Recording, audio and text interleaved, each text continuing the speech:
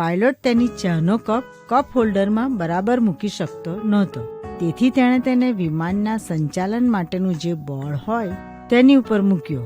જ્યારે વિમાન વાદળોના તોફાન વચ્ચે ડામાડોળ થવા લાગ્યું ત્યારે ચા એ કંટ્રોલ પેનલ ઉપર ઢોળાઈ અને વિમાનનું એન્જિન બંધ થઈ ગયું.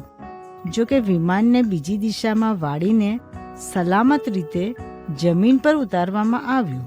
પરંતુ જ્યારે 2 મહિના પછી ફરીથી એવું જ બન્યું ત્યારે તેના ઉત્પાદકોને લાગ્યું કે ચોક્કસ ત્યાં કોઈ ગરબડ છે.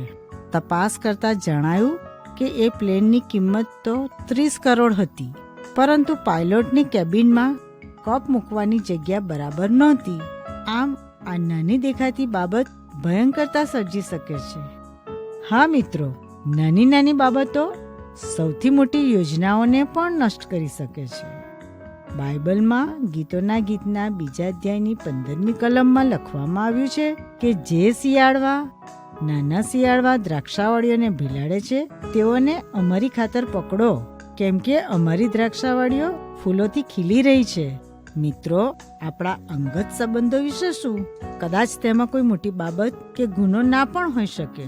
તે કદાચ નાનું શિયાળું હોય. એક નાની અમથી વાત તમારા સંબંધના મૂળિયાને ખોદી કાઢે છે અને પછી તેમાં બીજી બાબતો ઉમેરાય અને એક સમય એવો આવે કે તે તમારી મિત્રતા કે લગ્ન સંબંધને નષ્ટ કરી નાખે છે.